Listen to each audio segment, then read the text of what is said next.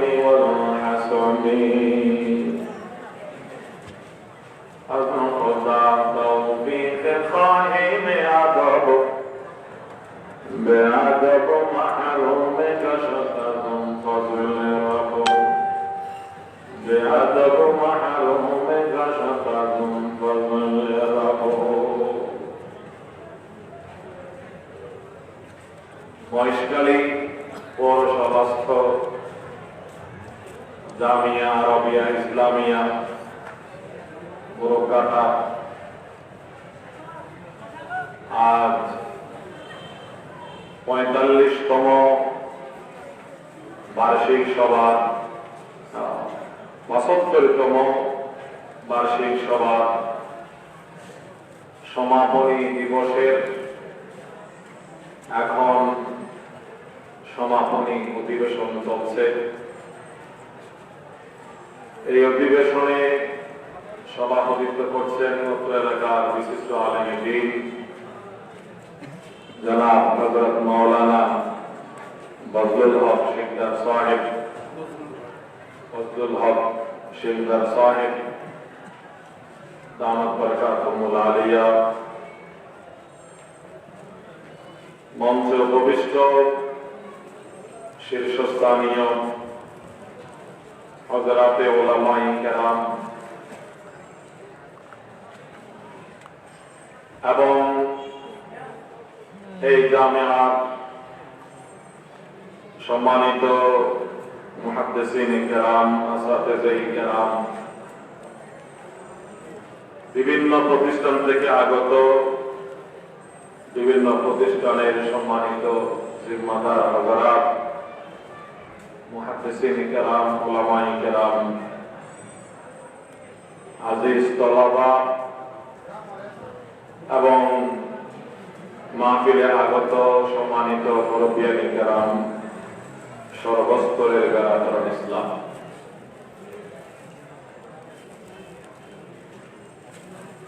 মহান রব্বুল আলামিনের শাহী দরবারে আমি গুনাহগার, আমি অধম, অত্যন্ত শ্রদ্ধা, ভক্তি এবং আদবের সাথে অন্তরের অন্তঃস্থল থেকে হামদ ও শুকর আদায় করে কোরআন মাজিদের সূরা হুজুরাত থেকে শুরুর কয়েকটি আয়াতে কারিমা বরকতের জন্য আপনাদের সামনে তেলাওয়াত করার সৌভাগ্য অর্জন করলাম এবং তার সাথে একটি হাদিস শরীফ, দুইটি আরবি কবিতা এবং একটি ফার্সি কবিতা আপনাদের সামনে পাঠ করার সৌভাগ্য অর্জন করেছি। মহান আল্লাহর তৌফিক শামিলে হাল হলে অল্প সময়ের মধ্যে তেলাওয়াতকৃত আয়াতের আলোকে কিছু কথা আপনাদের খেদমতে পেশ করার জন্য চেষ্টা করব। ওয়া মা তাওফীকি ইল্লা বিল্লাহ, আলাইহি তাওয়াক্কালতু ওয়া ইলাইহি উনীব। আল্লাহ পাক রব্বুল আলামিন এই জামিয়াকে এবং এই জামিয়ার সালানা জলসাকে, বার্ষিক সভাকে এই এলাকাবাসী এবং আমরা যত মেহমান আছি সকলের হেদায়েত এবং নাজাতের ওসিলা করুন। আল্লাহ পাক রব্বুল আলামিন আমাদের জীবনের সমস্ত গুনাহকে মাফ করুন। আল্লাহ তাআলা আমাদেরকে তার ওলিয়ে কামেল এবং তার প্রিয় বান্দাদের মধ্যে শামিল করুন। আল্লাহ আমাদের জন্য হায়াতে তাইয়্যিবা মঞ্জুর করুন। বিশেষ করে আমাদের জন্য আল্লাহ পাক ঈমানের সাথে মৃত্যুকে মঞ্জুর করুন। আমাদের জন্য জান্নাতুল ফেরদাউসকে মঞ্জুর করুন এবং এই জামিয়ার সাবেক যত খাদেমিন, আসাতিজা, এলাকার মুহিব্বিন, হিতাকাঙ্ক্ষী অতিবাহিত হয়েছেন, আল্লাহ তাআলা সকলের কবরকে জান্নাতের বাগানে পরিণত করুন। জামিয়ার সমস্ত জরুরতকে আল্লাহ পাক তার গায়েবের খজানা থেকে পূরণ করুন।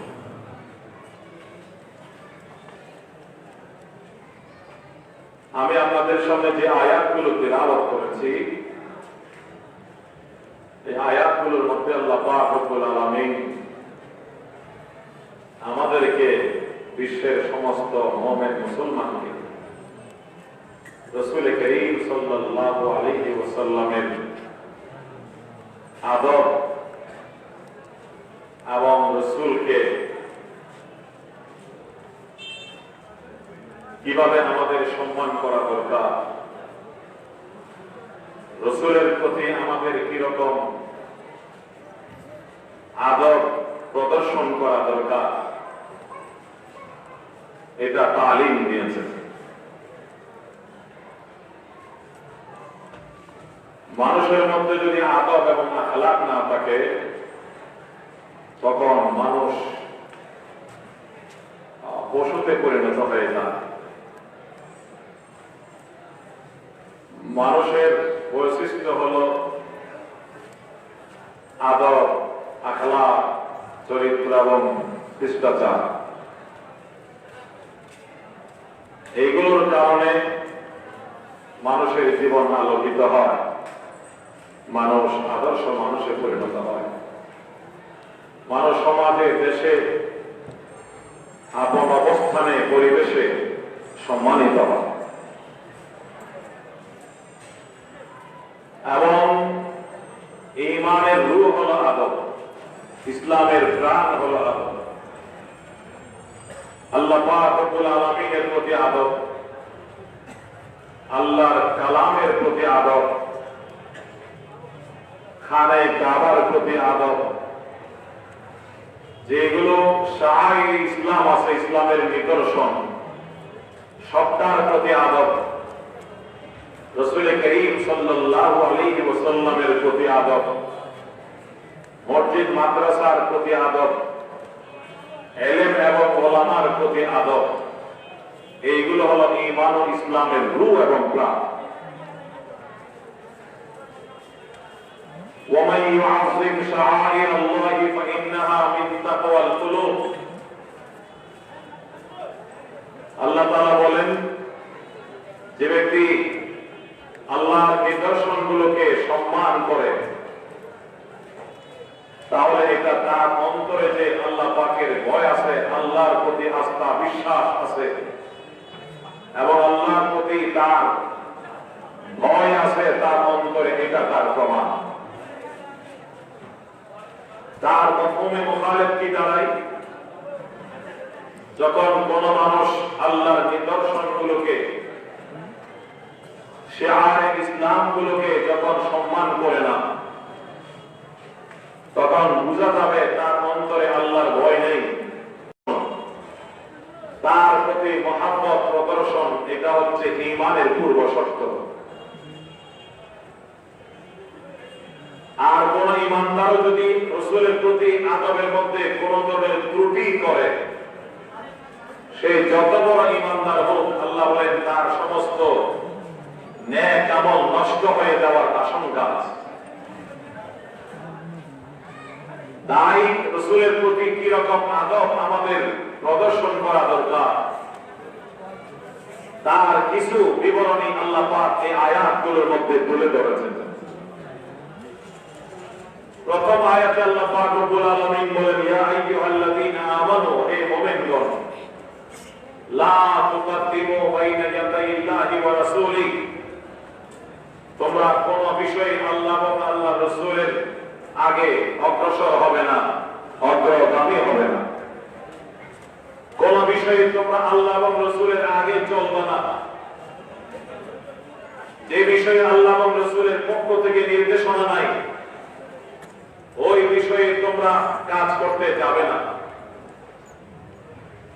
যে বিষয়ে কোরআন এবং সুন্নাহর মধ্যে নির্দেশনা নেই, ওই বিষয়ে তোমরা অগ্রগামী হবে না, পা রাখবে না।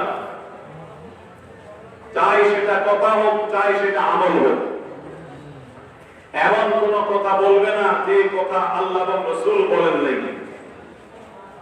এমন কোন কথা বলবে না যে কথা আল্লাহ এবং রাসূলের বিধানকে ডিঙিয়ে যায়। এমন কোন আমল কাজ করবে না যে কাজ শরীয়তের বিধানের মধ্যে নাই, যে কাজ কোরআন এবং সুন্নাহ দ্বারা অনুমোদিত নয়, আল্লাহ এবং রাসূল কর্তৃক অনুমোদিত নয়। লা তুকদ্দিমু বাইনা ইয়াদাইল্লাহি ওয়া রাসূলিহি, তোমরা কোন বিষয়ে আল্লাহ এবং রাসূলের আগে চলবা না। ওয়াত্তাকুল্লাহ, আল্লাহকে ভয় করো। ইন্নাল্লাহা সামিউন আলীম, নিশ্চয়ই আল্লাহ পাক রব্বুল আলামিন তোমাদের যাবতীয় কথাকে খুব ভালো করে শুনেন এবং তোমাদের সর্ব অবস্থা তিনি ভালো করে জানেন। তারপরে বলেন, আয়াতের তর্জমা করছি আমি প্রথমে সহজ সরল বাংলায়। 2 নম্বর আয়াতে আল্লাহ বলেন, ইয়া আইয়ুহাল্লাযীনা আমানু, হে মুমিনগণ, লা তারফাউ আসওয়াতাকুম ফাওকা সাওতিন নবী, তোমাদের কণ্ঠস্বরকে তোমরা রাসূলের কণ্ঠস্বর থেকে উঁচু করবে না। ওয়ালা তাজহারু লাহু বিল কাওলি কাজাহরি বা'দিকুম লিবা'দ, এবং তোমরা একে অপরের সাথে যেরকম দরাজ কণ্ঠে কথা বলো, একজন আরেকজনের সাথে যেরকম উচ্চ স্বরে কথা বলো, তোমরা সেরকম রাসূলের সাথে উচ্চ স্বরে কথা বলবে না। রাসূলের সামনে সেরকম দরাজ কণ্ঠে কথা বলবে না। যদি বলো আন তা'বাতা আমালুকুম ওয়া আনতুম লা তাশউরুন, তোমাদের সমস্ত আমল বাতিল হয়ে যাবে, তোমাদের সমস্ত আমল নষ্ট হয়ে যাবে, তোমাদের সমস্ত আমল রহিত হয়ে যাবে, তোমাদের খবরও থাকবে না।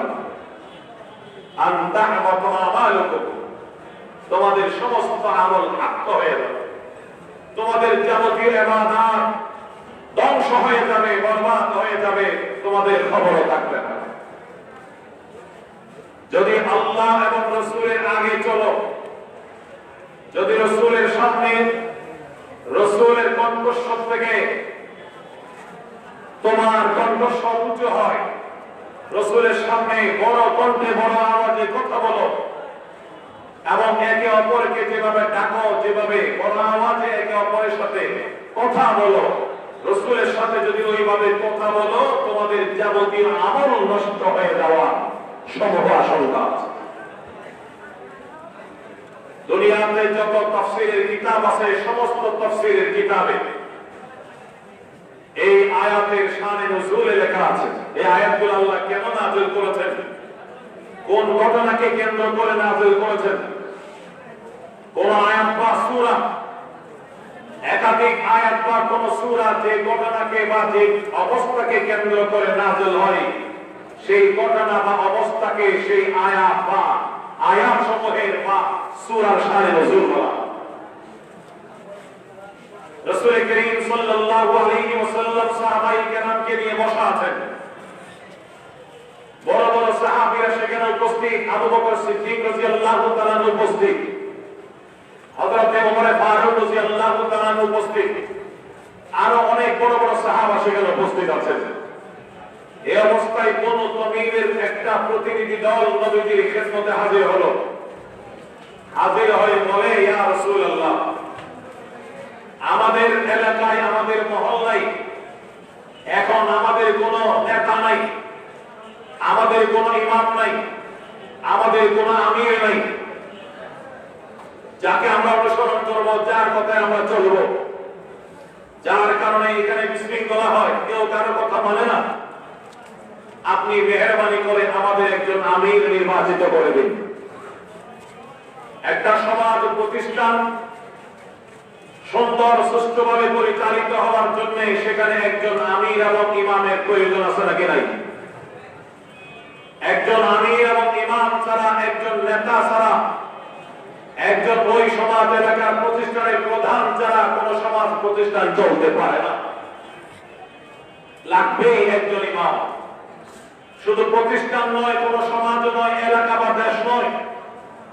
রাসূল করিম সাল্লাল্লাহু আলাইহি ওয়াসাল্লাম আমাদেরকে শিক্ষা দিয়েছেন, যখন আমরা একাধিক ব্যক্তি সফরে যাব, একাধিক ব্যক্তি আমরা ভ্রমণে বের হব।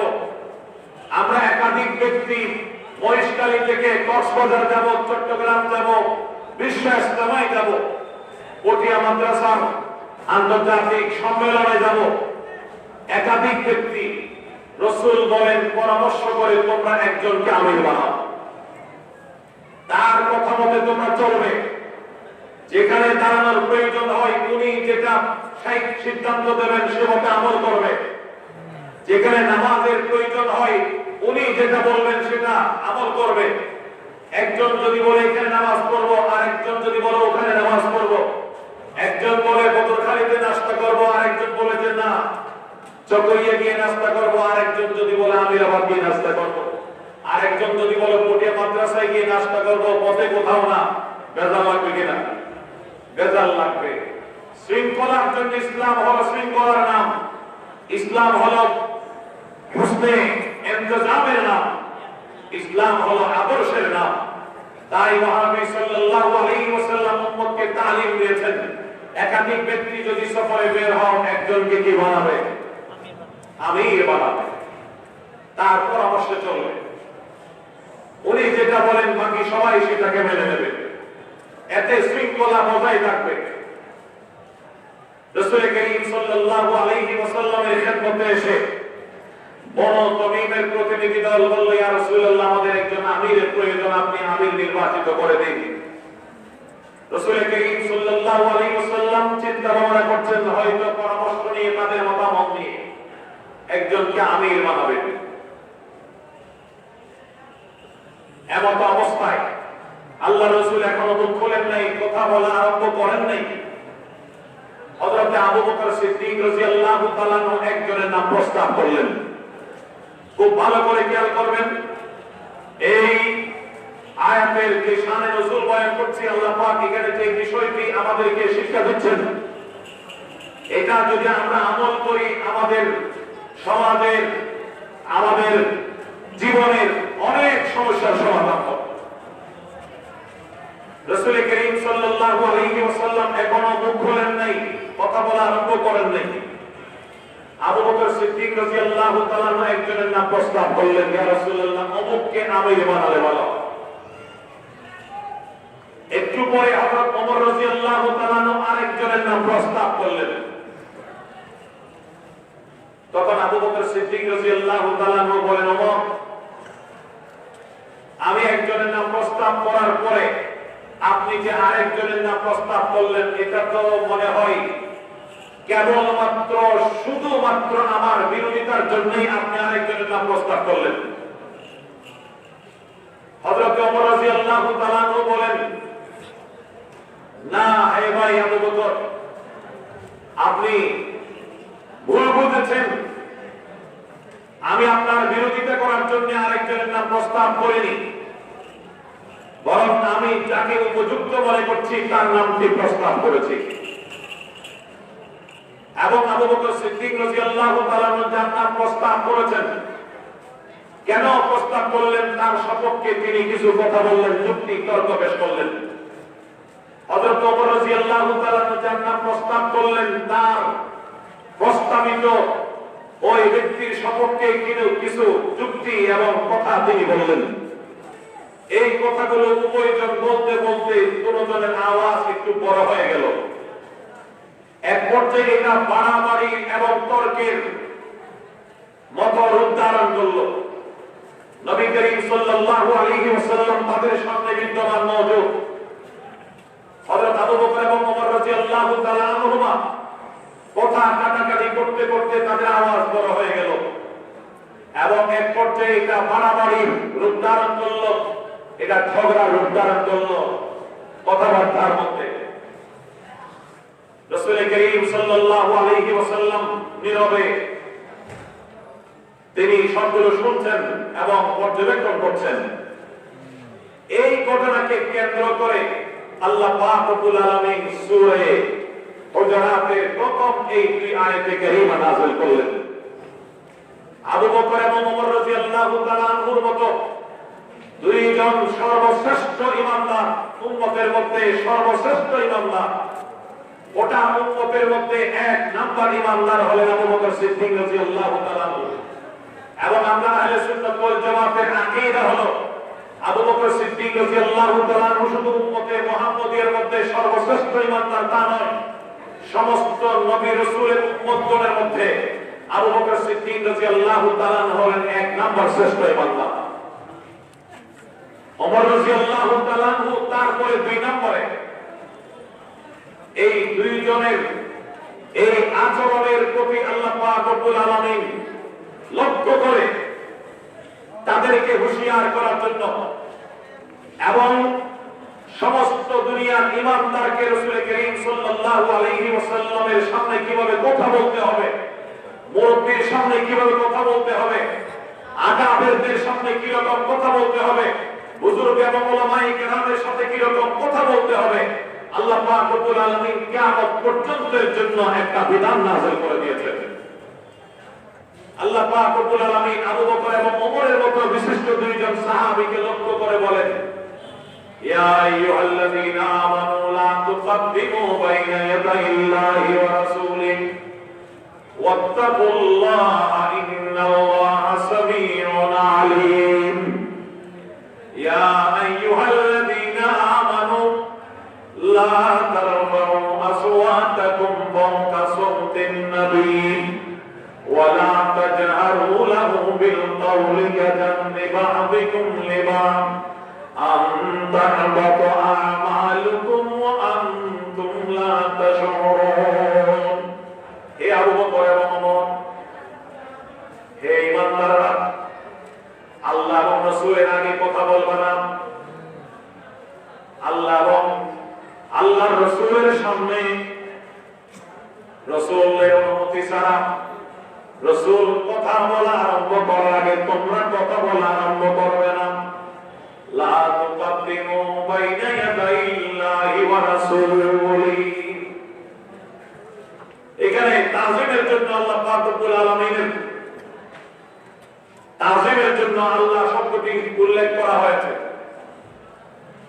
রাসূলকে তাযীম করা, আল্লাহকে তাযীম করা। আল্লাহকে আমরা পাবো কই? আল্লাহ তো নিরাকার জাত, তাকে সম্মান করার জন্য, তাকে কি বলে যে আদব প্রদর্শন করার জন্য আমরা কই পাবো? রাসূলের প্রতি আদব রক্ষা করা, খানে কাবার প্রতি আদব রক্ষা করা, আল্লাহর কালাম কোরআন মজিদের প্রতি আদব রক্ষা করা, ইলম এবং উলামার প্রতি আদব রক্ষা করা, মসজিদ এবং মাদ্রাসার প্রতি সম্মান প্রদর্শন করা, আল্লাহকে তাযীম করা, এগুলো সব শাআইরুল্লাহ। ওয়া মান ইউআযিম শাআইরাল্লাহ ফাইন্নাহা মিন তাকওয়াল কুলুব। আল্লাহ তাআলা বলেন, হে আবু বকর ওমর, আমার রাসূলের আগে কখনো কথা বলবে না। আমার রাসূল তোমাদের সামনে বসে আছেন, তিনি কথা বলার আগে তোমরা কেন কথা বলা আরম্ভ করলে? তিনি কথা বলার আগে তোমরা কেন বক্তব্য শুরু করলে? আবু বকর ওমর রাদিয়াল্লাহু তাআলা আনহুকে আল্লাহ পাক রব্বুল আলামিন আদব শিক্ষা দিচ্ছেন।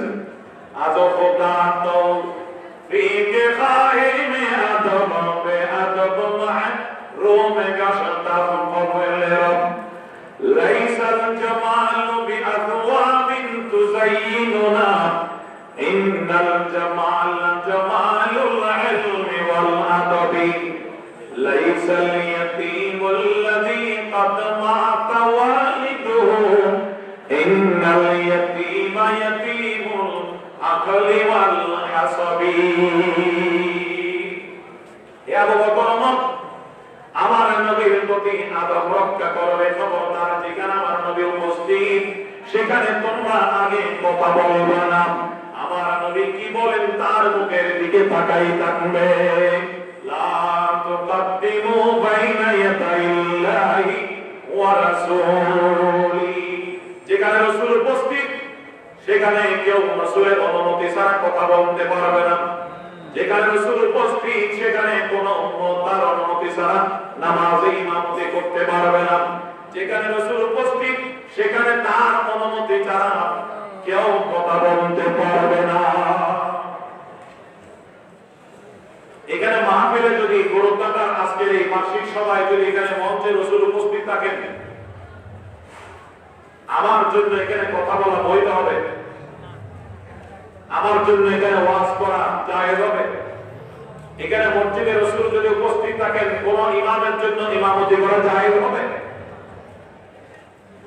অথচ আমরা ওয়াজ করি, আমরা ইমামতি করি, কেন করি? রাসূল পাক সাল্লাল্লাহু আলাইহি ওয়াসাল্লাম এখানে মাহফিলে, মসজিদে, বাড়িতে করে করে রাসূল এখানে ঘুরে বেড়াই, এমন কথা, এমন আকীদা আহলে সুন্নাত ওয়াল জামাতের আকীদার কোন কিতাবে নাই, কিতাবের হাসিয়াতেও নাই।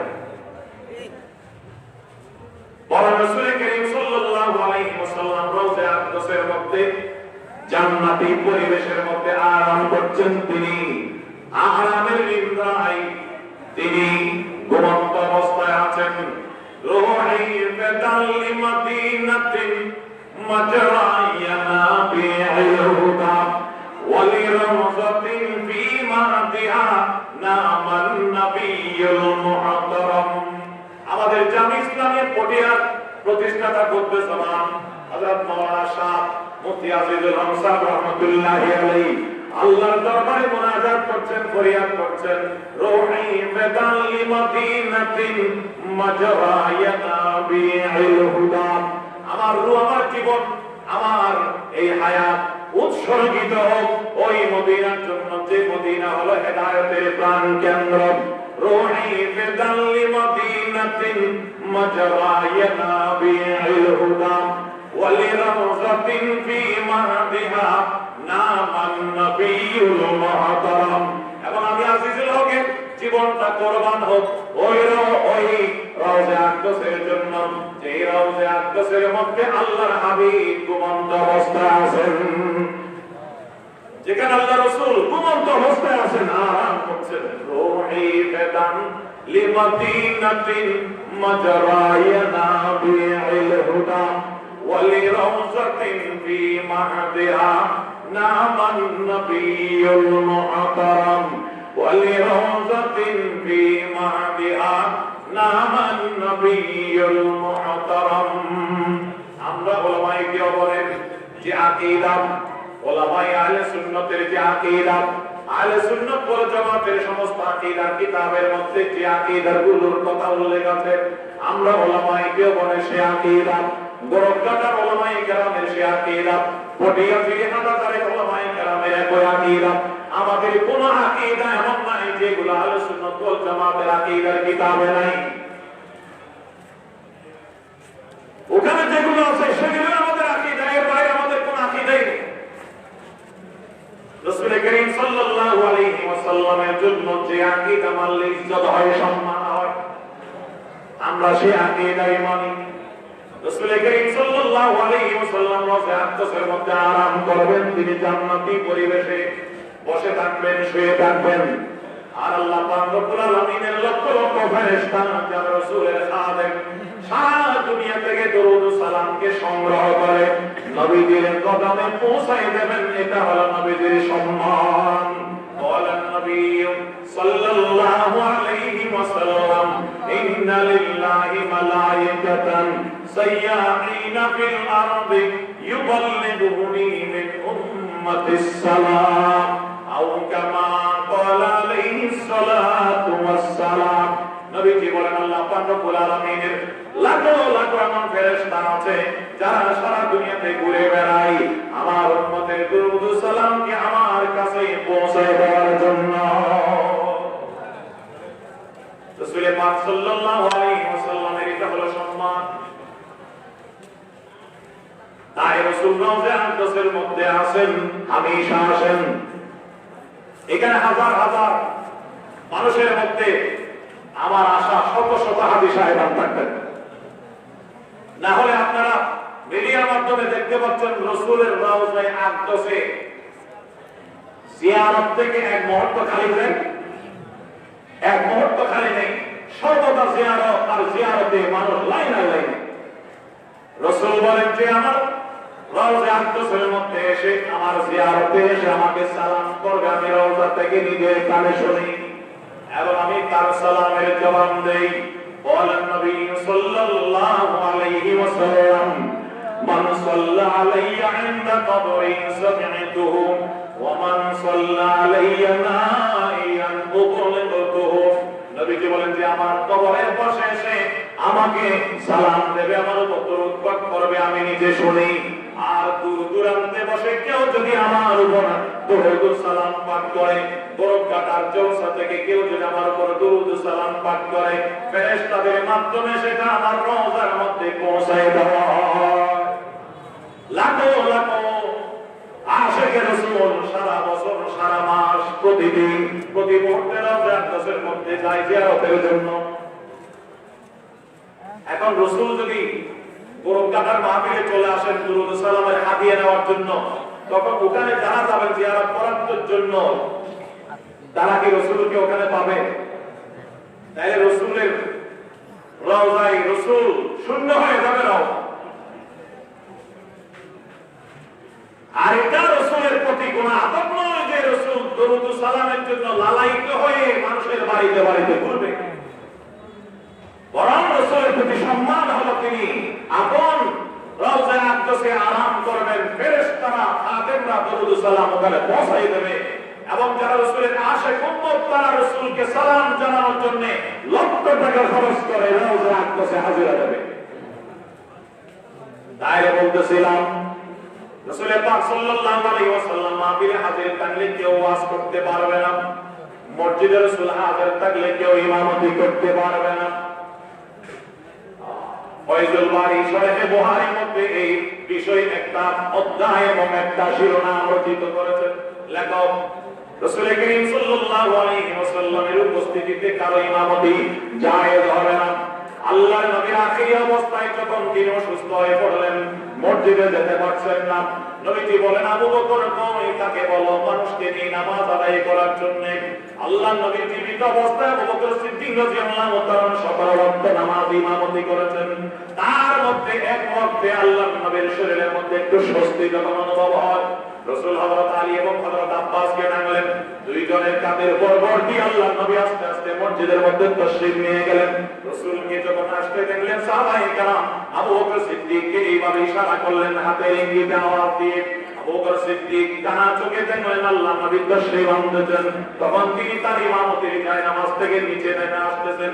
আল্লাহর নবী ইশারা করলেন, তারপরে তিনি দাঁড়ালেন, রাসূল পাক গিয়ে তার পাশে বসে গেলেন। এখন থেকে আল্লাহর নবী ইমাম হয়ে গেলেন, আবু বকর মুকাব্বির হয়ে গেলেন। সুবহানাল্লাহ। নামাজ শেষ করার পরে রাসূল জিজ্ঞাসা করলেন, আবু বকর আমি তোমাকে ইমামতির নামাজ থেকে সরতে নিষেধ করলাম, তারপরে তুমি সরে গেলা কেন? আবু বকর জবাব দিলেন, ইয়া রাসূলুল্লাহ যেখানে আপনি উপস্থিত হবেন সেখানে আমি আবু কুহাফার বেটা আবু বকরের জন্য ইমামতি করাকে আমি আমার জন্য জায়েজ মনে করি না। রাসূল পাক সাল্লাল্লাহু আলাইহি ওয়াসাল্লামের প্রতি কেমন আদব এবং সম্মান প্রদর্শন করতে আল্লাহ পাক আবু বকর এবং ওমরকে বলতেছেন, ইয়া আইয়ুহাল্লাযীনা আমানু লা তুকদ্দিমু বাইনা ইয়াদাইল্লাহি ওয়া রাসূলিহি ওয়াত্তাকুল্লাহা ইন্নাল্লাহা সামিউন আলীম। হে আবু বকর ওমর, হে ইমানদাররা, কেন তোমরা আমার নবীর আগে কথা বলা আরম্ভ করলে? আজ থেকে নিষেধ করে দিলাম দুনিয়ার কোন ইমানদার আমার নবীর আগে কথা বলবে না। আমার নবী যে মজলিসে উপস্থিত থাকবেন আগে জবান বলবে না। পথ চলার সময় আমার নবীর আগে চলবে না। হাঁটার সময় আমার নবীর আগে হাঁটবে না। খেতে বসলে আমার নবী খানা আরম্ভ করার আগে তোমরা খানা আরম্ভ করবে না।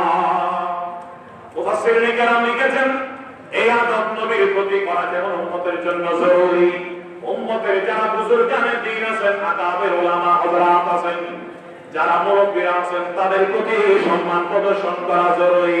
পাবলিক তাদের আগে হাঁটবে না, পাবলিক তাদের আগে চলবে না, আগে কথা বলবে না। মজলিসে কোন বুজুর্গ আলেম উপস্থিত থাকলে অন্য কেউ আগে জানা শুরু করবে না।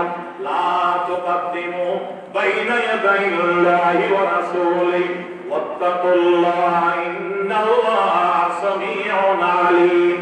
আল্লাহকে ভয় করো, আল্লাহ তোমাদের যাবতীয় কথাকে শুনেন, তোমাদের যাবতীয় আমলকে তিনি পর্যবেক্ষণ করেন।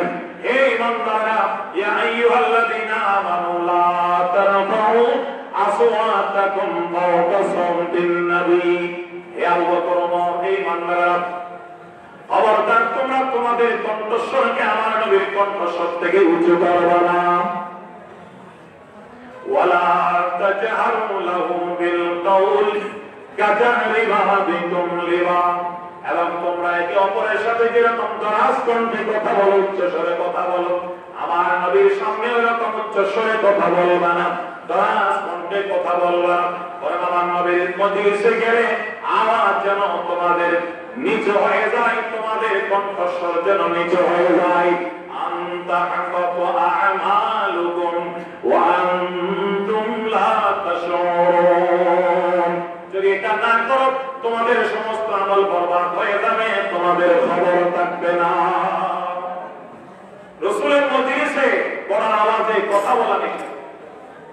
রাসূলের রওজা আকদাসের মধ্যে কেউ জিয়ারত করতে গেলে এখনো পর্যন্ত নবীজির ওফাতের পরে, কারণ নবীজির রওজা আকদাসের মধ্যে জীবিত, সেখানে তিনি জীবিত অবস্থায় আছেন, আরাম করছেন, সেখানে গেলেও উচ্চ কণ্ঠে কথা বলা মানা, দরাজ কণ্ঠে কথা বলা মানা।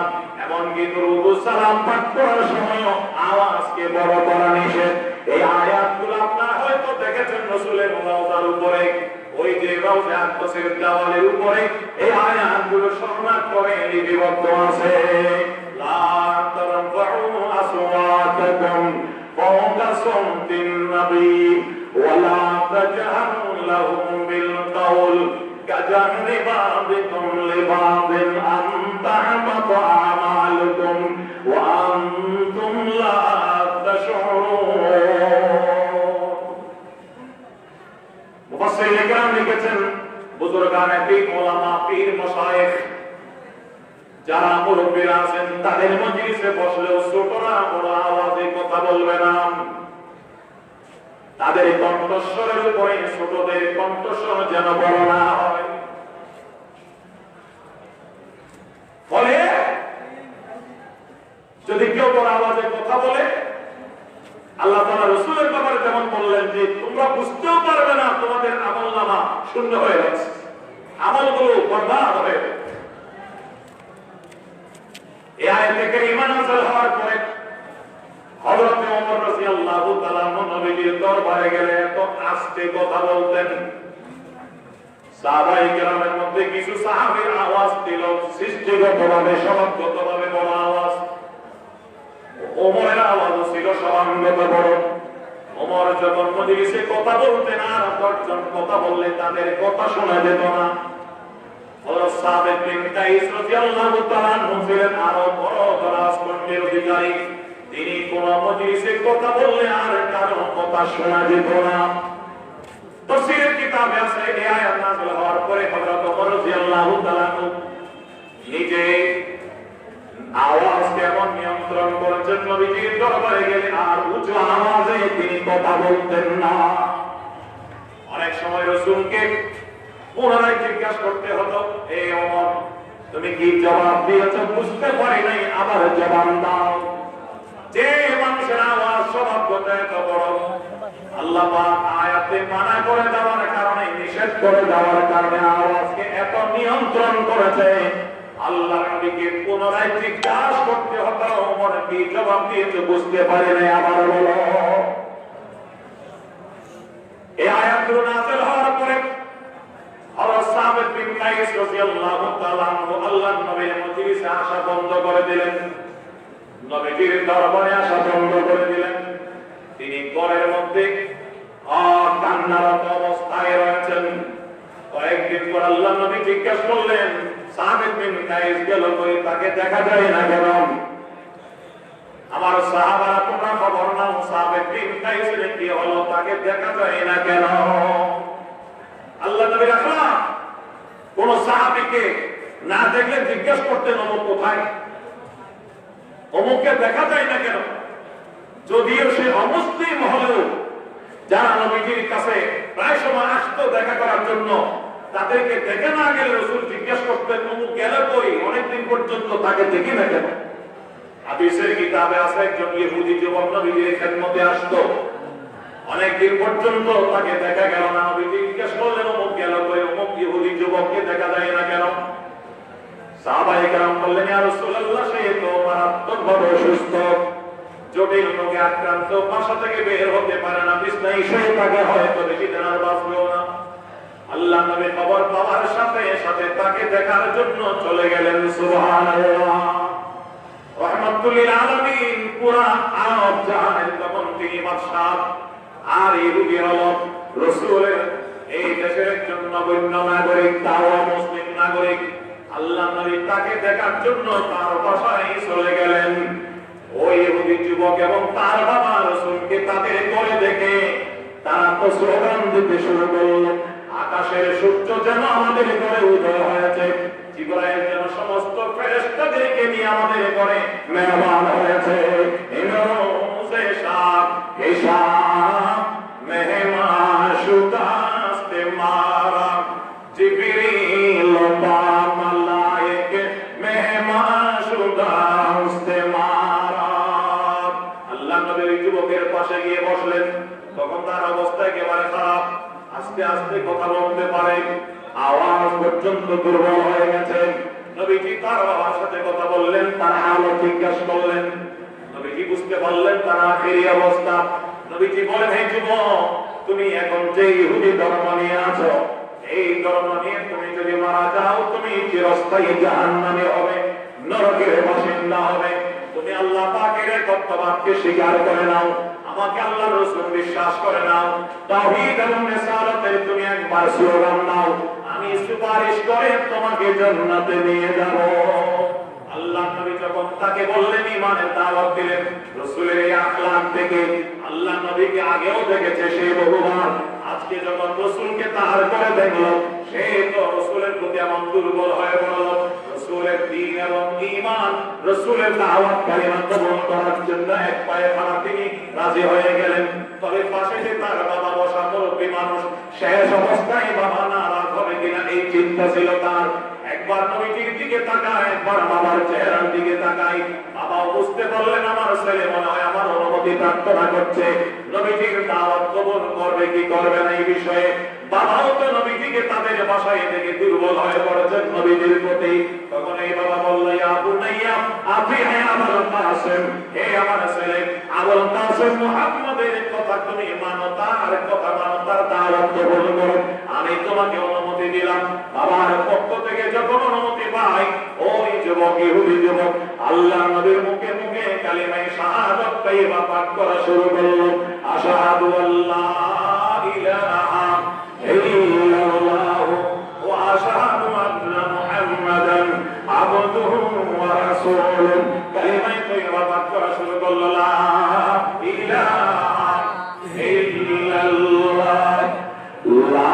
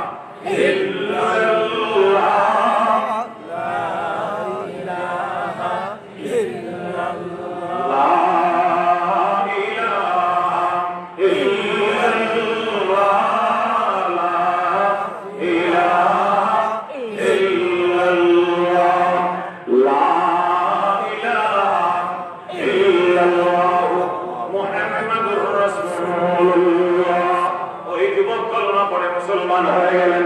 এবং আল্লাহ নবীজি ওখানে বসা থাকা অবস্থায় নিঃশ্বাস ত্যাগ করল। আল্লাহ নবী আল্লাহ পাকের শুকর আদায় করে বলেন, আলহামদুলিল্লাহিল্লাযী আনকাযাহু মিনান নার। ওই আল্লাহর প্রশংসা যে আল্লাহ এই যুবককে জাহান্নাম থেকে নাজাত দিয়েছেন। সুবহানাল্লাহ। চিন্তা নবীজি রাখলাম। রাসূল পাক সাল্লাল্লাহু আলাইহি ওয়াসাল্লাম সাহাবা বিন কায়েসকে যখন কিছুদিন পর্যন্ত দেখলেন না, জিজ্ঞাসা করলেন কই গেল তিনি, যাও তোমরা খবর নিয়ে আসো। সাহাবায়ে কেরামের একদল গেলেন তার বাড়িতে, গিয়ে দেখেন যে সাহাবা বিন কায়েস রাদিয়াল্লাহু তাআলা আনহু তার ঘরের মধ্যে বাসার মধ্যে বসে সার আল্লাহর দরবারে কাঁদতেছে, তওবা করতেছে আল্লাহর দরবারে। ইলাহি তুব তুমিনে কুল্লিল মাসি বিখলাসির রাজাল খালাসি আগসিনি ইয়া গিয়াসাল মুস্তাগীসিন বিফadলিকা ইয়াওমা ইউখাযু বিন নওয়াসি। সাহাবায়ে কেরাম জিজ্ঞেস করলেন, সাহাবা বিন কায়েস কি ব্যাপার, তুমি এরকম কাঁদলো কেন?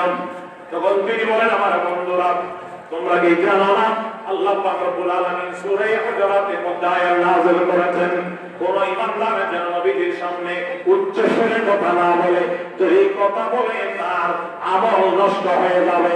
তোমরা জানো আমার আওয়াজ অতিরিক্ত বড়, একবার নয় বহুবার নবীজির সামনে আমি বড় আওয়াজে কথা বলেছি।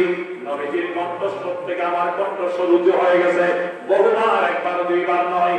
তাহলে তো এই আয়াত বলতেছে আমার সমস্ত আমল বরবাদ হয়ে গেছে, আমি তো জাহান্নামী হয়ে গেলাম। এই ভয়ে আমি আল্লাহর দরবারে কাঁদতেছি। সাহাবায়ে কেরাম রাসূলের কাছে গিয়ে এই বিষয় জানালেন, ইয়া রাসূলুল্লাহ সাহাবা বিন কায়েস এই কারণে আসে না, এই যে আয়াত নাযিল হলো আপনার উপরে, আপনার সামনে বড় আওয়াজে কথা বললে আল্লাহ আমল নষ্ট করে দেবেন। ও তো ভয় করছে, বহুবার আপনার সামনে বড় আওয়াজে কথা বলেছেন, তার সব আমল নষ্ট হয়ে গেল কিনা এবং সে জাহান্নামী হয়ে গেল কিনা। আল্লাহ নবী তাকে একটা শুভ সংবাদ দিয়ে, আমার সাহাবারা যাও তোমরা সাহাবা বিন কায়েসকে জানাই দাও সেই জান্নাতি, সেই জাহান্নামী নয়।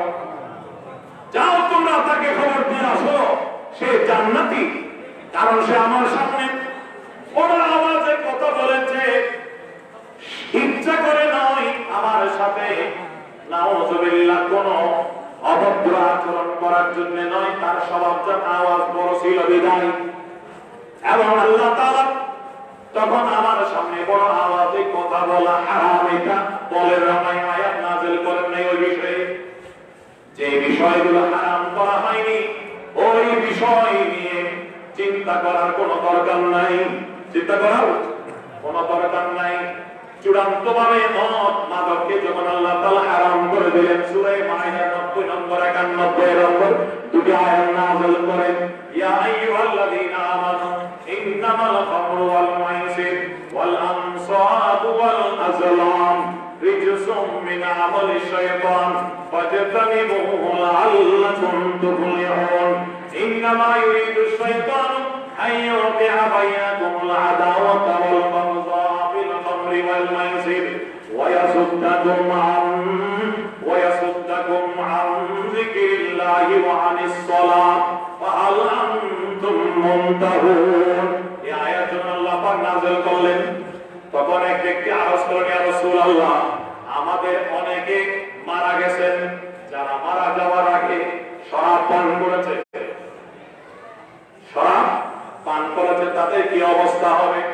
একটা রাওয়ায়াতের মধ্যে তাফসীরের কিতাবে কথা আছে, একজন বললেন, ইয়া রাসূলুল্লাহ উহুদের যুদ্ধের মধ্যে যে 70 জন সাহাবী শাহাদাত বরণ করেছেন, কারো পেটের মধ্যে জিহাদে যাওয়ার আগে তারা যে শরাব পান করেছে, শরাব ছিল, তারা শহীদ হয়ে পেট যখন টুকরা হয়ে গেছে, তাদের পেট থেকে শরাব পর্যন্ত বের হয়েছে, আগে পান করার কারণে তাদের কি অবস্থা হবে? আল্লাহ পাক রব্বুল আলামিন সামনের আয়াতে কারিমা নাযিল করে বলেন, তখন যেহেতু মদকে হারাম করা হয় নাই, এটার জন্য তাদেরকে কোনো জবাব দিতে হবে না, তখন হারাম করা হয়নি। এখানেও রাসূলের সামনে বড় আওয়াজে কথা বলা নিষেধ, হারাম। এই আয়াত নাযিল হওয়ার আগে সাহাবা বিন কায়েস তুমি যে বড় আওয়াজে কথা বলেছো, এটা নিয়ে টেনশন করার কোনো প্রয়োজন নাই। রাসূল জানাই দিলেন, তোমরা খবর দাও সে জাহান্নামী নয়, সে জান্নাতি। আল্লাহ নবী তাদেরকে জান্নাতি বলে সনদ দিয়েছেন। ওই 10 জন তো আশারে মুবাশশারা আছে, এর বাইরেও কয়েকজন আছে। হাসান হুসাইনের নাম আছে, আল হাসান ওয়াল হুসাইন সাইয়্যিদা শাবাবি আহলিল জান্নাহ। হাসান হুসাইন জান্নাতি যুবকদের সরদার। তো জান্নাতি যুবকদের সর্দার হবে জান্নাতে গিয়ে না বাইরে থেকে? জান্নাতে গিয়ে তো জান্নাতি যুবকদের সর্দার হবেন। তাহলে ওনারাও জান্নাতি, এটাও হাদিস দ্বারা বোঝা যায়। হযরত সাহাবেদ বিন কায়েস রাদিয়াল্লাহু তাআলা আনহুর ব্যাপারে আল্লাহর নবী সাহাবাদের সামনে ঘোষণা দিলেন, যাও তোমরা বলে দাও সেই জান্নাতি। সাহাবায়ে কেরাম তখন বলতেন, আমরা এই সাহাবীকে যখন দেখতাম আমরা একজন আরেকজনকে বলতাম, দেখো একজন জান্নাতি মানুষ জমিনের উপরে চলাফেরা করছে, তিনি হলেন সাহাবেদ বিন কায়েস রাদিয়াল্লাহু তাআলা আনহু। এবং আল্লাহর নবী তাকে যে জান্নাতি বলেছেন এটা সত্য প্রমাণিত হয়েছে।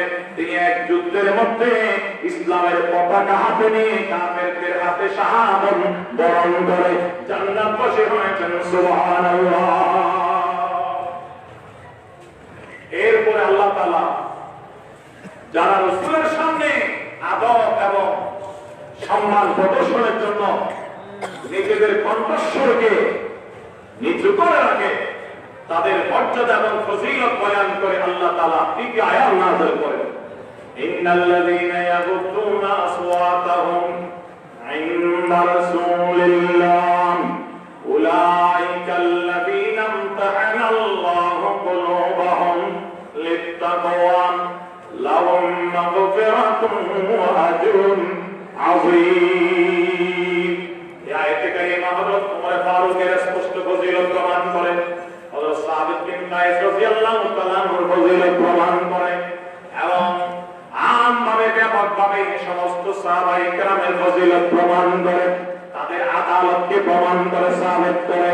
কেন সমস্ত সাহাবী এরপর থেকে নবীজির দরবারে গেলেন এত আস্তে কথা বলতেন, এত আস্তে কথা বলতেন, নবীজিকে অনেক সময় দুবার আর দ্বিতীয়বার জিজ্ঞাসা করতে হতো, কি বলেছো সাহাবী বুঝি নাই, আবার বলো। ইন্নাল্লাযীনা ইয়াগুদ্দুনা আসওয়াতাহুম ইনদা রাসূলিল্লাহ উলাইকাল্লাযীনা ইমতাহানাল্লাহু কুলুবাহুম লিত্তাকওয়া। নিশ্চয়ই ওই সব ঈমানদার, ইন্নাল্লাযীনা ইয়াগুদ্দুনা আসওয়াতাহুম, যারা তাদের আওয়াজকে কণ্ঠস্বরকে নিচু করে, সংযত করে, ইনদা রাসূলিল্লাহ, আল্লাহ রাসূলের সামনে, আল্লাহ রাসূলের দরবারে। উলাইকাল্লাযীনা ইমতাহানাল্লাহু কুলুবাহুম লিত্তাকওয়া, আল্লাহ তাকওয়ার বিষয়ে, উলাইকাল্লাযীনা ইমতাহানাল্লাহু কুলুবাহুম লিত্তাকওয়া, আল্লাহ তাকওয়ার বিষয়ে তাদের কলবের পরীক্ষা নিয়েছেন। আল্লাহ তাকওয়ার বিষয়ে তাদের কলবকে পরিশুদ্ধ করে দিয়েছেন, অর্থাৎ তাদের কলব তাকওয়ায় ভরপুর। ইমতিহান নিয়েছেন কে? আল্লাহ। মুমতাহিন আল্লাহ, মুমতাহিন আল্লাহ। উলাইকাল্লাযীনা ইমতাহানাল্লাহু কুলুবাহুম, পরীক্ষক হলেন আল্লাহ আর পরীক্ষার্থী হলেন সাহাবায়ে কেরাম। এবং পরীক্ষার রেজাল্ট আল্লাহ পাক এখানে প্রকাশ করে দিলেন যে আমি পরীক্ষা করে দেখলাম আমার নবীর সাহাবায়ে কেরামের কলবের ভিতরে তাকওয়া আর তাকওয়া। যারা ঈমান আনার পরে তাকওয়া অর্জন করে তাদেরকে কোরআনে আল্লাহর ওলি, আল্লাহর বন্ধু বলা হয়েছে। সাহাবিয়তের মাকাম তো বেলায়েতের মাকাম থেকে আরো অনেক উপরে, আরো অনেক উপরে। সাহাবিয়তের মাকাম এত উচ্চতর মাকাম, এই মাকাম থেকে মানুষ আরেক স্তর উন্নতি এবং তরক্কি করলে তখন মানুষ নবী হয়ে যায়। সিদ্দীকিয়তের মাকাম সমস্ত সাহাবায়ে কেরামকে আল্লাহ পাক কোরআন মাজিদে সিদ্দীকিন বলেছেন। আসুন, আল্লাহ বলতেছেন আমি আল্লাহ তাদের কলমের পরীক্ষা নিয়েছি তাকওয়ার বিষয়ে। আবু বকর ওমরের কলমের ভিতরে তাকওয়ার ভর্তি।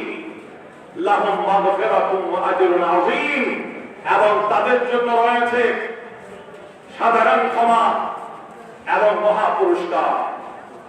আবু বকর ওমর রাদিয়াল্লাহু তাআলা আনহু ওই তারিখে রাসূলের সামনে যে বড় আওয়াজে কথা বলেছেন, আল্লাহ বলতেছেন এটা আমি মাফ করে দিলাম। কি করে দিলাম?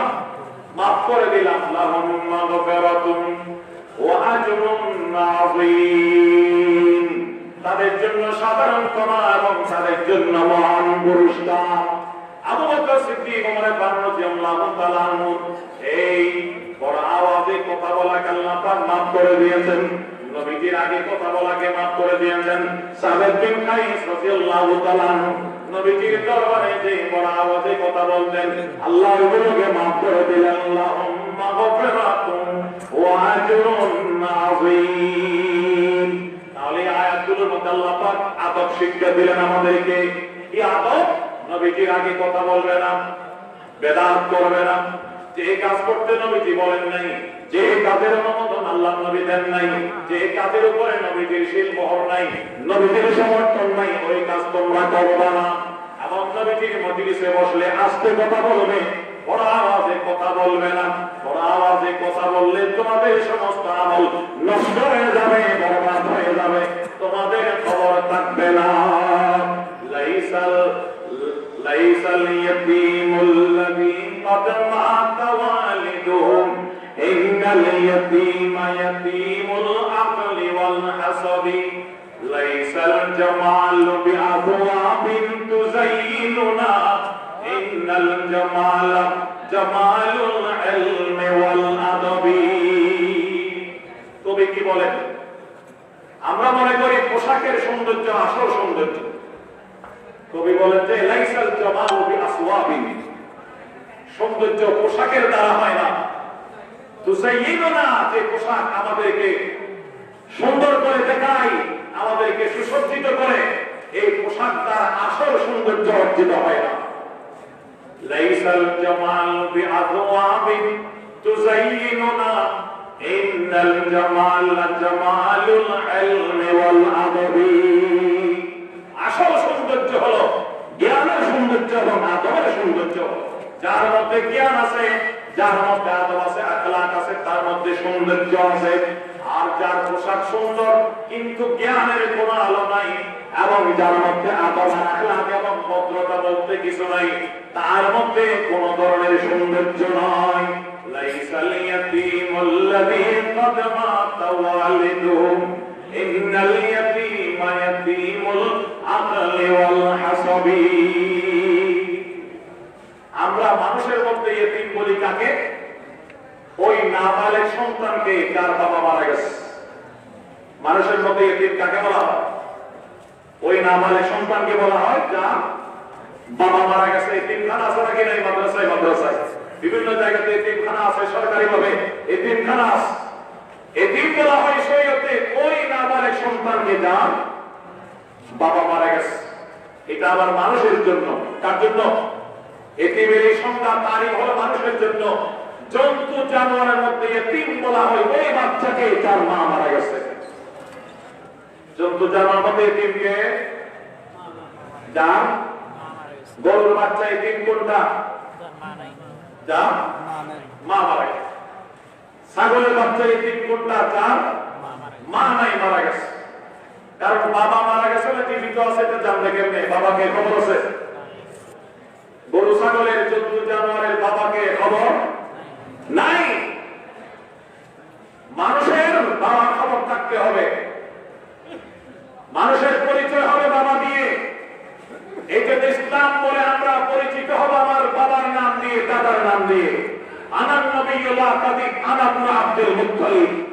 রাসূলকে নিয়ে যখন একদল মানুষ তখন সমালোচনা করে, আল্লাহ নবী মসজিদে নববী মিম্বরে দাঁড়িয়ে বলেছেন, আমি আব্দুল্লাহ ইবনে আব্দুল মুত্তালিবের সন্তান, আমি সত্য নবী। আনান নবিয়্যুল্লাহ কাদিক আনা ইবনে আব্দুল মুত্তালিব, আমি আব্দুল মুত্তালিবের নাতি, আব্দুল্লাহর সন্তান। মানুষের পরিচয় হবে বাবা দিয়ে, দাদা দিয়ে, মা দিয়ে। ইউরোপ আমেরিকাতে পাশ্চাত্যের মধ্যে সন্তানের পরিচয় দেওয়া হয় মা দিয়ে। কি দিয়ে? মা দিয়ে। স্কুলে যখন যাবে কোন সন্তান ভর্তি হওয়ার জন্য পিছনে লিখতে হবে তার মার নাম।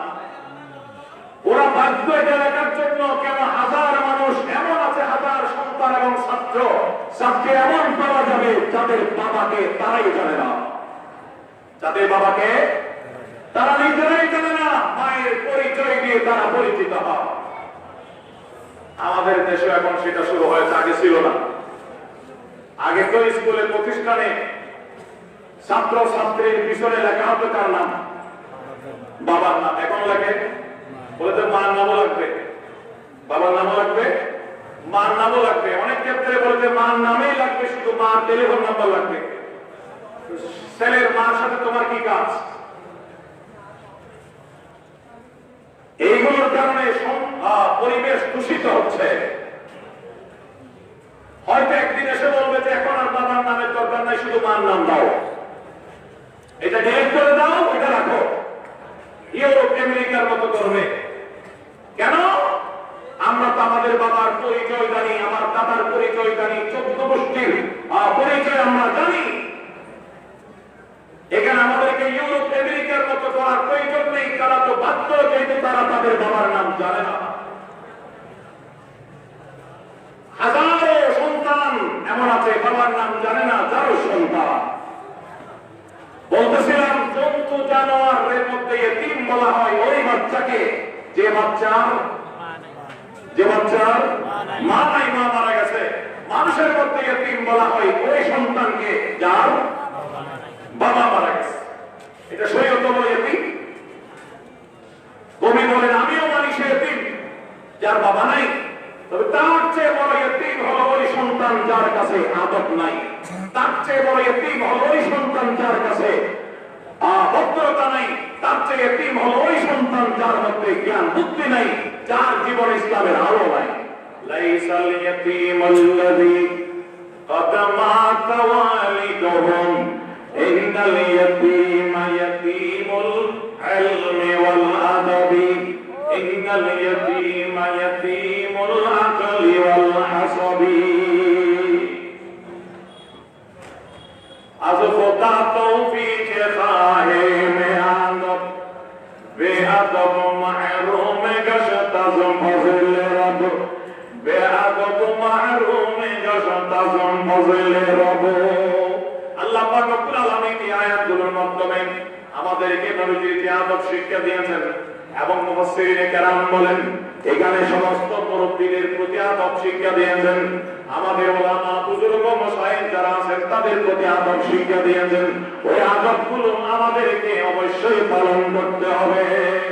সামনের আয়াতে আল্লাহ পাক রব্বুল আলামিন আরো একটা চমৎকার আদব শিক্ষা দিয়েছেন এবং সে ব্যাপারে আব্দুল্লাহ ইবনে আব্বাস রাদিয়াল্লাহু তাআলা আনহুর এক চমৎকার ঐতিহাসিক বাণী আছে। আল্লাহ বলেন সামনের আয়াতের মধ্যে ইন্নাল্লাযীনা ইউনাদুনাকা মিন ওয়ারাইল হুজুরাত আকসারুহুম লা ইয়াকিলুন ওয়ালাউ আন্নাহুম সাবারু হাত্তা তাখরুজা ইলাইহিম লাকানা খায়রাল লাহুম ওয়াল্লাহু গফুরুর রহিম। মুসল্লি একজন আসছে, ইমাম সাহেব হুজুরের মধ্যে আরাম করতেছে, মোহতম সাহেব সাইদুল হাদিস সাহেব আরাম করতেছে। একজন পাবলিক আসছে দেখা করার জন্য। ইমাম সাহেব বের হন, তাড়াতাড়ি বের হন। আমি অমুক আসছি, কথা আপনার সাথে। মোহতম সাহেব উঠেন, কথা আছে, বের হন। দরজা নক করা শুরু করে। মুফাসসিরিনে কেরাম এই আয়াতের আন্দাজে লিখেছেন আব্দুল্লাহ ইবনে আব্বাস রাদিয়াল্লাহু তাআলা আনহুর মত রাসূলের চাচাতো ভাই বিশিষ্ট সাহাবী। আল্লাহর নবীর ইন্তেকালের পরে, ওয়াফাতের পরে বড় বড় সাহাবীদের বাড়িতে যখন যেতেন দেখা করার জন্য, আবু বকর সিদ্দিকের সাথে সাক্ষাৎ করার জন্য, ওমর ফারুকের সাথে সাক্ষাৎ করার জন্য, আব্দুল্লাহ ইবনে মাসউদের সাথে সাক্ষাৎ করার জন্য যখন যেতেন, কে আব্দুল্লাহ ইবনে আব্বাসের মতো বিশিষ্ট সাহাবী, তখন তিনি দরজার মধ্যে আওয়াজ না দিয়ে, ডাক না দিয়ে, দরজার মধ্যে নক না করে বাইরে আব্দুল্লাহ ইবনে আব্বাসের মতো মানুষ ঘন্টার পর ঘন্টা অপেক্ষা করতেন, দাঁড়িয়ে থাকতেন। আর ওনারা বের হওয়ার পরে দেখতেন যখন আব্দুল্লাহ ইবনে মাসউদ, ও আব্দুল্লাহ ইবনে আব্বাস, কেন তুমি এখানে দাঁড়িয়ে আছো? আমাকে ডাকলে না কেন? কবে আসছো তুমি? বলেছে হুজুর আমি 2 ঘন্টা হয়েছে এসেছি, 1 ঘন্টা হয়েছে এসেছি, আমাকে ডাকলে না কেন? তখন আব্দুল্লাহ ইবনে আব্বাস বলেন কিভাবে ডাকবো? আল্লাহ তো ইমানদারদেরকে তালিম দিয়েছেন নবীর সাথে দেখা করতে গেলে না ডাকার জন্য, বাইরে অপেক্ষা করার জন্য। প্রয়োজনে ঘন্টার পর ঘন্টা অপেক্ষা করতে হবে, ডাকা যাবে না। আপনারা যারা আমাদের বড়রা আছেন, আপনারা হলেন নায়েবে রাসূল ওয়ারাসাতুল আম্বিয়া। আমি আব্দুল্লাহ ইবনে আব্বাস বিশ্বাস করি, মনে করি নবীর প্রতি উম্মতের জন্য যে আদব করা দরকার, আপনাদের প্রতি সেই সম্মান আমারও করা দরকার। ইন্নাল্লাযীনা ইউনাদুনাকা মিন ওয়ারাইল হুজুরাত আকসারুহুম লা ইয়াকিলুন ওয়ালাউ আন্নাহুম সাবারু হাত্তা তাখরুজা ইলাইহিম লাকানা খায়রাল লাহুম ওয়াল্লাহু গফুরুর রহিম।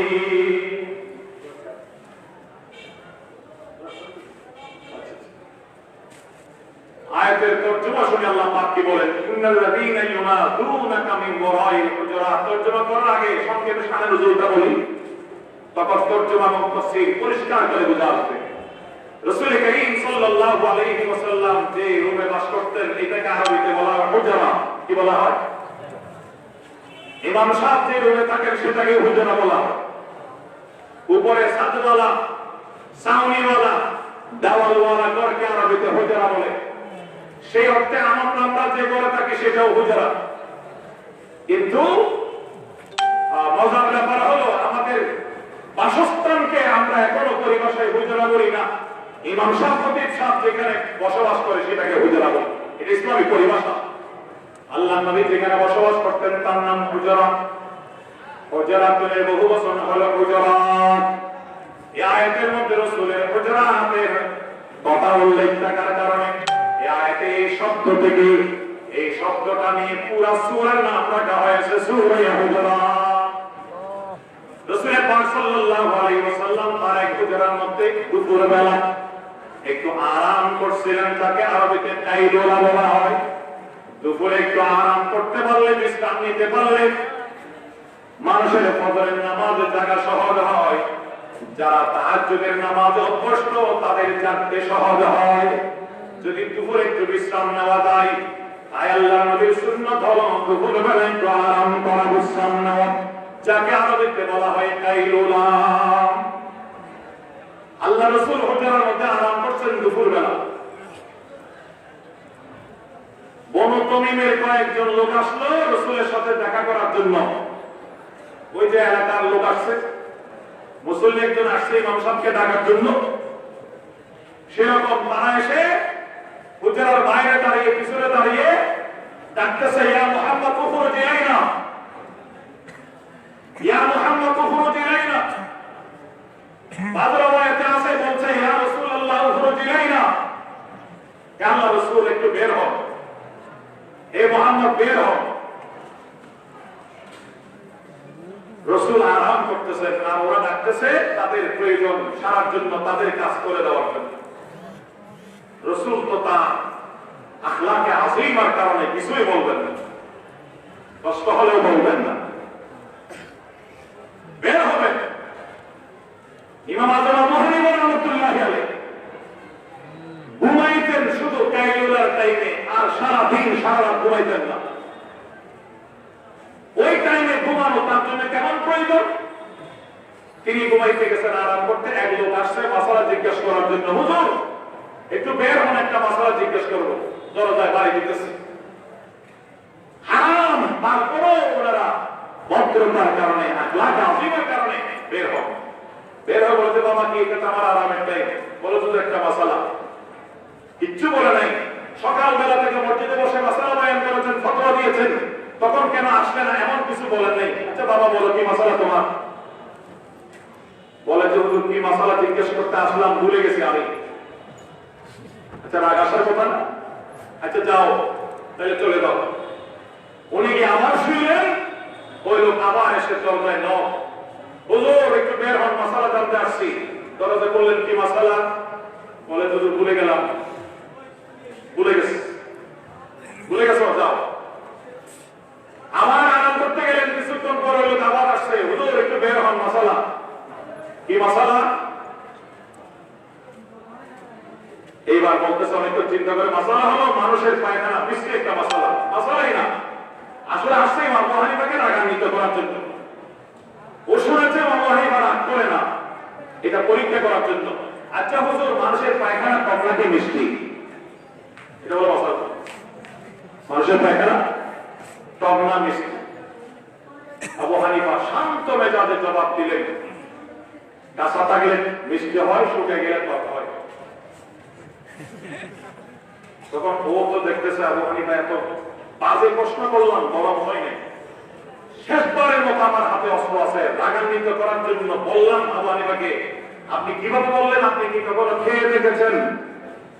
এটা এই অবস্থায় টক, এই অবস্থায় মিষ্টি, কেমনে বলতে পারলেন? আবু হানিফা শান্ত মেজাজে জবাব দিলেন, বাবা, সবকিছু বুঝার জন্য খেয়ে দেখতে হয় না। তুমি লক্ষ্য করলে বুঝতে পারবে মাছি কখন বসে আর কখন বসে না।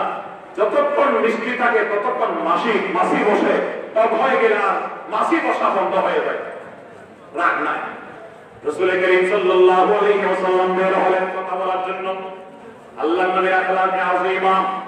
কিন্তু আল্লাহ তাআলা এই সমস্ত ব্যাকুল মানবদের উদ্দেশ্যে বলেন, ইন্নাল্লাযীনা ইউনাদুনাকা মিন ওয়ারাইল হুজুরাত, হে রাসূল, হুজুরার বাইরে থেকে যারা আপনাকে ডাকতেছে, আকসারুহুম লা ইয়াকিলুন, তাদের অধিকাংশের আকল নাই। কি নাই? অধিকাংশের আকল নাই, ব্যাকুল, তারা ব্যাকুল। ওয়ালাউ আন্নাহুম সাবারু হাত্তা তাখরুজা ইলাইহিম, যদি তারা সবর করত, ধৈর্য ধরত, আপনি তাদের কাছে বের হওয়া পর্যন্ত, লাকানা খায়রাল লাহুম, এটা তাদের জন্য মঙ্গল হতো, ভালো হতো। তাদের জন্য উচিত ছিল বাইরে অপেক্ষা করা, সবর করা, বসে থাকা। যখন আপনি স্বেচ্ছায় বের হবেন তখন আপনার সাথে সাক্ষাৎ করা। ওয়ালাউ আন্নাহুম সাবারু হাত্তা তাখরুজা ইলাইহিম লাকানা খায়রাল লাহুম। তারপরে বলতেছে আল্লাহু গফুরুর রহিম, আল্লাহ ক্ষমাশীল, আল্লাহ এবার মাফ করে দিয়েছেন, সামনে আর করবেন না। وآخر دعوانا الحمد لله رب العالمين وصلى الله تعالى على خير خلقه محمد وآله وصحبه أجمعين.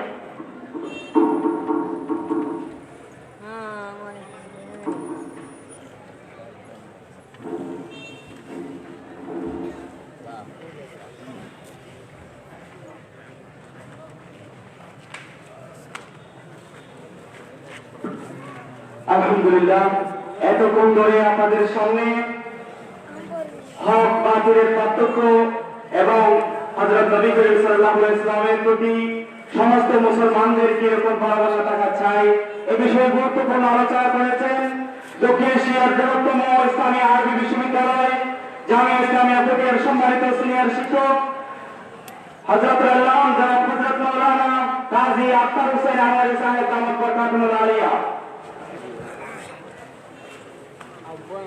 আলহামদুলিল্লাহ, জামিয়া আরবিয়া গুরুপাঠার হেফজ বিভাগ থেকে যে সকল ছাত্র ভাইরা হেফজ সমাপ্ত করেছে তাদেরকে এখন পাগড়ি প্রদান করা হবে। হাফেজ ছাত্র ভাইরা আপনারা মঞ্চের পাশাপাশি চলে আসুন এবং আপনারা যারা দাঁড়িয়ে চলে যাচ্ছেন আপনাদেরকে বসার জন্য অনুরোধ করা যাচ্ছে। পাগড়ি প্রদান করবেন জামিয়ার আজকের প্রধান অতিথি, প্রধান মেহমান, সুদূর ঢাকা থেকে আগত বিশিষ্ট সাহিত্যিক, কলামিস্ট, লেখক, দৈনিক ইনকিলাবের সিনিয়র সহ সম্পাদক হযরতুল আল্লাম জনাব হযরত মাওলানা ওয়াহিদুর রহমান খান নদভী সাহেব দামাত বরকাতুহুল আলিয়া। হযরত আমাদের মাঝে উপস্থিত আছেন, হযরতের হাত ধরেই পাগড়ি প্রদান করা হবে ইনশাআল্লাহ। জামিয়া আরবিয়া ইসলামিয়া গুরুপাঠার হেফজ বিভাগ থেকে যে সকল ছাত্র ভাইরা আজকে পাগড়ি পাবেন তাদের নাম ঘোষণা করছি, আপনারা মঞ্চের পাশাপাশি চলে আসুন। হাফেজ আব্দুল মান্নান, হাফেজ আরফাত, হাফেজ আব্দুল খালেক, হাফেজ ইয়াসির, হাফেজ জুনাইদ, হাফেজ জিয়াউর রহমান, হাফেজ শাফাআতুল্লাহ, হাফেজ নাইমউদ্দিন। যাদের নাম ঘোষণা করা হয়েছে আপনারা মঞ্চের পাশাপাশি চলে আসুন।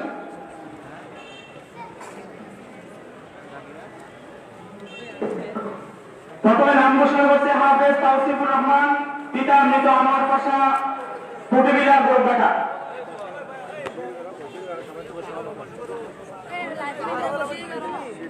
এরপর আসছেন হাফেজ আল জায়েদ, পিতা জনাব ওসমান গনি, মুন্সিদের বড় মহেশখালী।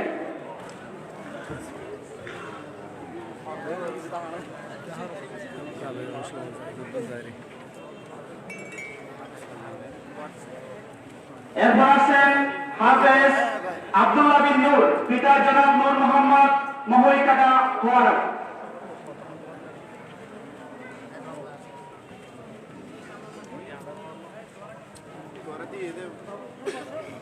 এরপর আসছেন হাফেজ আরিফ, পিতা জনাব আবু তাহের, ফকিরাগোনা বড় মহেশখালী। সবাই বসে যান।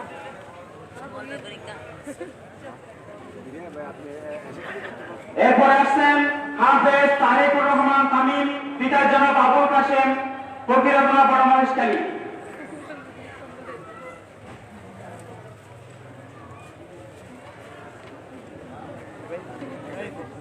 এরপর আসছেন হাফেজ ওহিদুজ্জামান, পিতা নুরুল আলম, গোরবাটা চরপাড়া।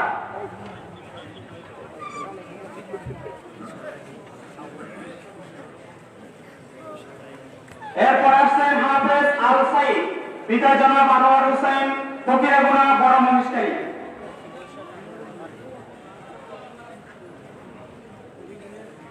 এরপর আসছেন হাফেজ জহিরুল ইসলাম, পিতা জনাব শরীফুল ইসলাম, তাজিয়াকাটা কুতুবজং মহেশখালী। এরপর আসছেন হাফেজ মোহাম্মদ তালহা, পিতা আমাদের জামিয়ার ভাইস প্রিন্সিপাল জনাব মাওলানা শামসুল আলম, মুন্সিদের বড় মহেশখালী। এরপর আসছেন হাফেজ হাসান, পিতা জনাব মোহাম্মদ হারুন রশিদ, পশ্চিমপাড়া গোরবাটা পৌরসভা মহেশখালী। এরপর আসছেন হাফেজ মোহাম্মদ মাহি।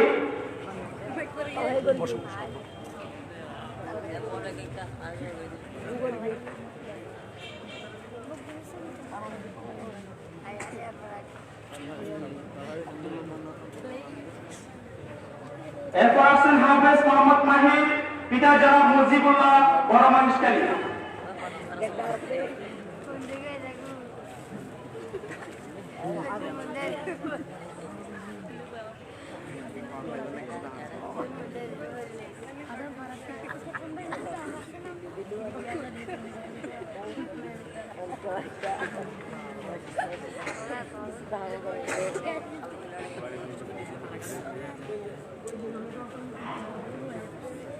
এরপর আসছেন হাফেজ তালহা, পিতা জনাব মোহাম্মদ শফি, থানাপাড়া গোরবাটা।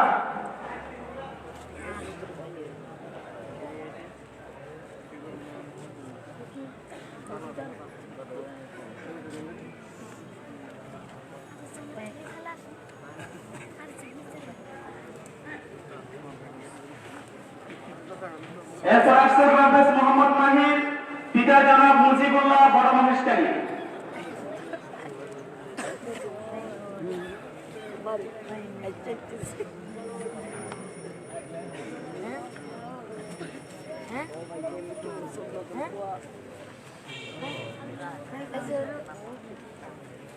এরপর আসছেন হাফেজ আবরারুল হক, পিতা জনাব জাকির হোসেন, ফকিরাগোনা বড় মহেশখালী।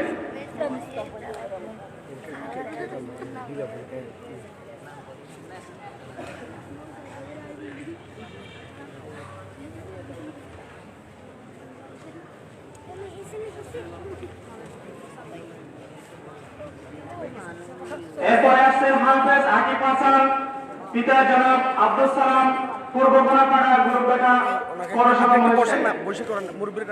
এরপরে আসছেন হাফেজ আব্দুল মান্নান, পিতা জনাব আমানুল্লাহ, শাকাপুর মহেশখালী।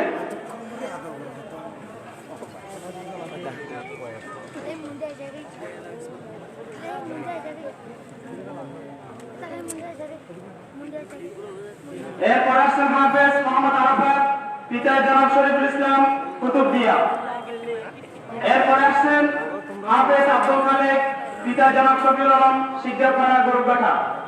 এরপর আসছেন হাফেজ ইয়াসির, পিতা জনাব মোহাম্মদ আবুল হুসাইন, কুতুবদিয়া। এরপরে আসছেন হাফেজ জয়, পিতা জনাব মোহাম্মদ ফখরুদ্দিন, শাহবাবুর মহেশখালী। এরপর আসছেন হাফেজ জিয়াউর রহমান, পিতা মোহাম্মদ জাকির হোসেন, থানা মাসরা মহেশখালী।